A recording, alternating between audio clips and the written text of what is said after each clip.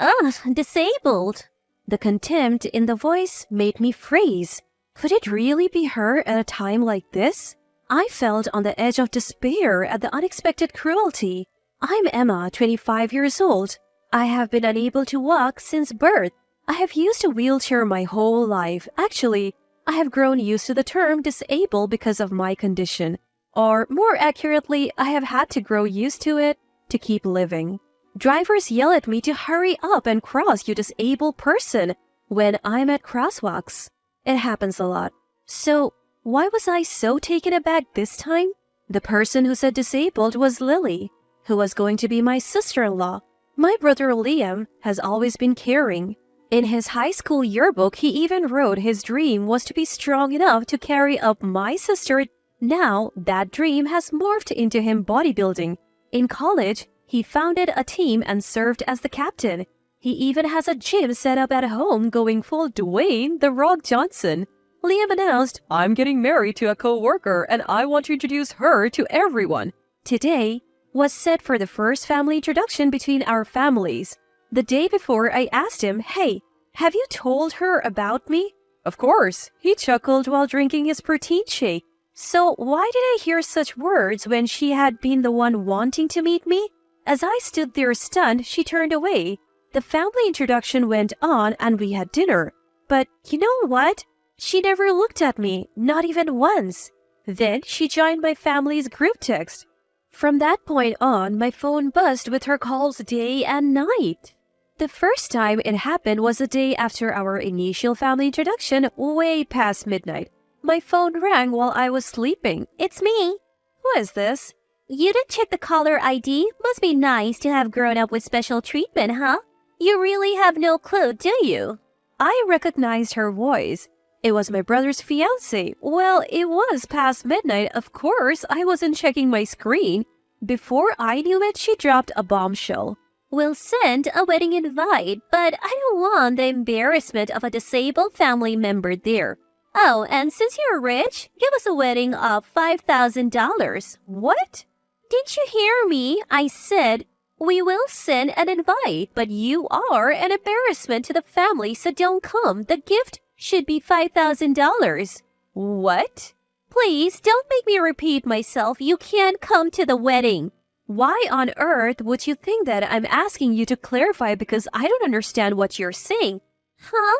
You really don't get it, do you? Well, I'll spell it out for you. We send wedding invitations as a formality. But honestly, we don't want you there. It's my first time dealing with someone with a disability and it's uncomfortable. I think others would feel the same way. We can't expose the guests to something like that, right? Especially during a meal. Could you eat in front of a cockroach?" Are you calling me a cockroach?" "It could be a cockroach, a centipede, or a fly. It doesn't matter." That's not the issue. Her unreasonable comments continue. "Also, I asked Leah what kind of person his sister is. I wanted to know about your character," he said. "She's at home playing games." My brother always struggling with thinking before he speaks. Such a careless explanation. "You must be surprised. You guys are rich, right? And you're just leeching off your parents playing games all the time, using your disability as an excuse. Eventually, we have to work and become independent, but you will rely on your parents until they're gone. I heard you even get an income because of your disability, so you're basically getting rich off it. At that point, it's like a disability business. You're exposing yourself to society just to make money. If you're that well off, you should give a generous wedding gift. It's only fair. We can't rely on our parents like you can, so you should give a little extra. Deal?" She abruptly hung up the phone after seeing all that. I was left in disbelief. Man, am I tired. I felt like I was going nuts, but sleepiness won and I went to bed. Next morning, my phone rang early. "Hey, where's your response about what we talked about yesterday?" I'm not really sure what you're talking about." "You don't get it? You really don't understand anything? So as I was saying..." And she went on and on rehashing yesterday's talk. Yet I fell asleep again, phone still in hand. When I woke up, it was 7 a.m. The call was still connected. Are you even listening? I'm speaking the truth here. Why aren't you saying anything? She screamed. It's been 2 hours now, I replied with my groggy head. Trying to imply the call's too expensive. You think you got one over me just shows how little brain disabled people have. Too bad, I have an unlimited plan. Anyway, take care. She hung up. Seriously? This timing attack is just too much, utterly disrespectful. I wheeled myself into the living room to show my brother the call log. Hey, you're a beautiful day, isn't it? My picture-perfect muscly brother is tying his necktie with a piece of toast in his mouth. Bro, listen. When he showed me his phone, he said, "You won't believe what my fiancée Lily said yesterday. It was so touching that I got choked up, both as her future husband and as your brother." Suddenly, my brother spoke up. What? What did she say? She told me, "I want to throw the bouquet so Emma can catch it. Since she's in a wheelchair, I want to pray that someone wonderful who will truly be with her for life shows up. I want her to catch the bouquet." Man, it made me cry. I instantly said, "All right, let's practice the throw. We're doing it next week in that big park." I can't believe her. She's sweet-talking my brother, putting on this goody-two-shoes act, and yet she dares to call me with her nonsense? Well, I'll look forward to it, I said, biting back my irritation and loading my voice with sarcasm. I am looking forward to something else entirely. Fine, I'll take up this challenge. I began to meticulously prepare for battle. The calls kept coming, probably because I wasn't giving her the response she wanted. The calls became more frequent, like she was getting desperate. Hey! You're not coming to the wedding, right? If you do, I'll scream traitor at you. You shouldn't come if you care about your brother. She's trying to manipulate me using my brother as leverage? So I recorded the entire conversation using an app. Since it was on speaker mode, I could hear everything perfectly. I tossed my phone on the bed annoyed. I could hear her shrieking but couldn't make out the words. Ignoring the call, I leisurely picked up my gaming console. Time for some good old monster hunting simulation, I muttered. I'll take her down one way or another. Until then, I might as well hunt some imaginary monsters. Let's go on a hunt, I said, launching the game Monster Hunter. After 3 hours, I was starting to get bored and the call finally ended. May 10, 11:35 p.m. Recorded. Duration, 2 hours, 48 minutes. One thing I like about this app, it logs the exact date and time of the recording. I chuckled at the stark contrast between her screeching and the app's monotone voice and closed my phone. When the total recorded time passed 100 hours, I was done with my game too. It was time to talk to my brother. Hey, can we meet with her parents one more time before the wedding? I was thinking the same thing. You know, love is between two people, but marriage is between families. The more the families get along, the better, right? Yeah. My muscle-brained brother easily agreed. And so, a dinner was set up with 7 of us, her family of 3, and my parents, my brother, and me. Upon arrival, her parents greeted us warmly, saying hello. Thank you for joining us today. Meanwhile, the fiancé not only avoided eye contact, she deliberately blocked my path as I navigated my wheelchair through the aisle. What is she, a middle schooler? I was inwardly seething. Well, you would have to be as dumb as a middle schooler to make such a blatant 100-hour phone call. I ignored the harassment, envisioning the tragedy that would follow. The Italian restaurant that my brother had arranged for us, so I could easily come in my wheelchair.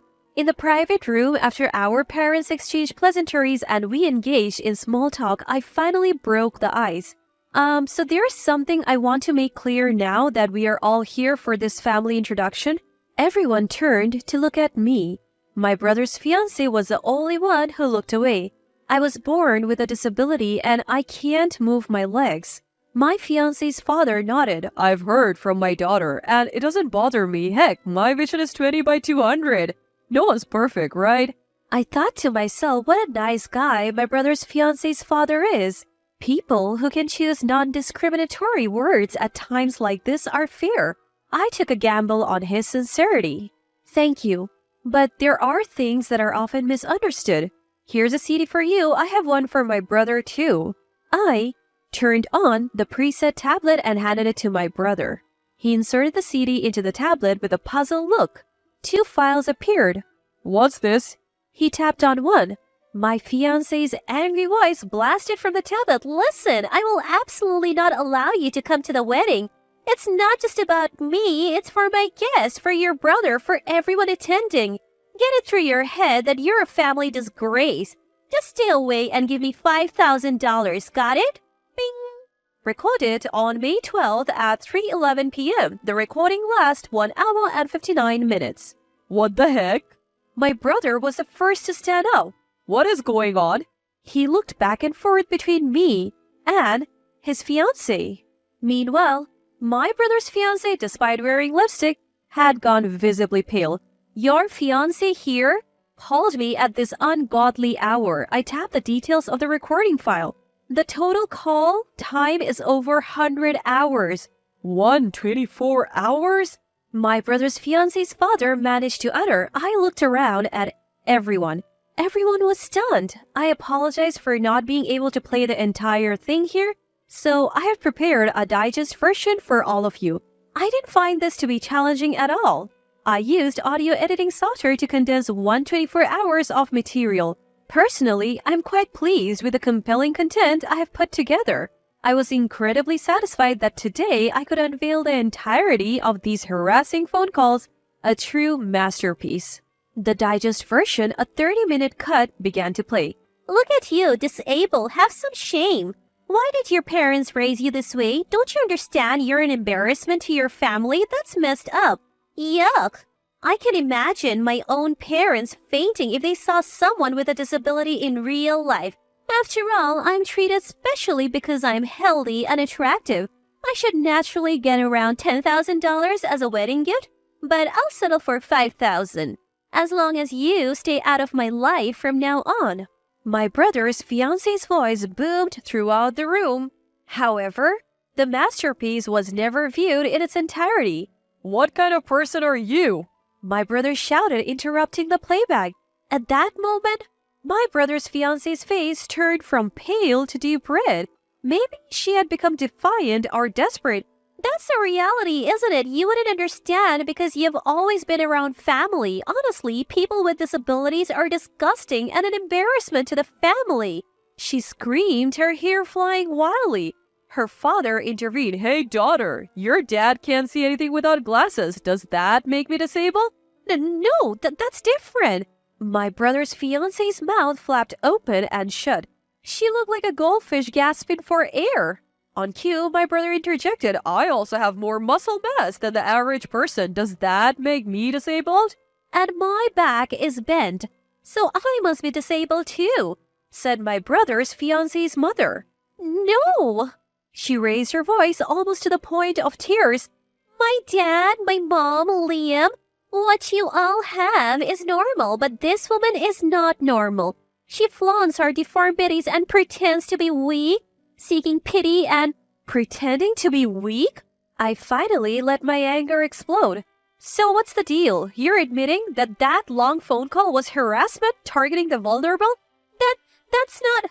That's when a strong, unwavering voice broke in. "My child is not weak."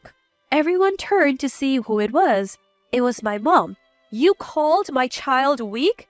Do you know what she's accomplished with legs that can't move like others? She's been prepared for a life of self-sufficiency from a very young age because her legs don't work. While you're out walking or hanging out at the beach with friends, she's been working hard. Play a game with her. You'll find that the tables turn in the real world." Tears of pride welled up in my eyes hearing my mom's heartfelt convictions. I looked down at my brother's fiancé and said, "I never lose at esports. Wanna play? Pick any game you want." "Oh!" My brother's fiancé collapsed on the floor. "Stay away from this monster-like person," I told my brother. "I agree. I couldn't even imagine a wedding without my sister. Dad and Mom wouldn't approve either. Lily, let's call it quits today." And that's how the discussion about my brother's marriage ended. His mild-mannered and kind future in-laws repeatedly apologized for their daughter's disgraceful behavior and covered all the costs of canceling the wedding. She apparently quit her job later as news of her shameful acts spread throughout her workplace. As for me, I won a big esports tournament. When asked in an interview, "How did you become so strong?" I replied, "Because my legs don't move. People find ways to let their talents bloom when they have limitations." I placed the trophy on my immobile lap and smiled.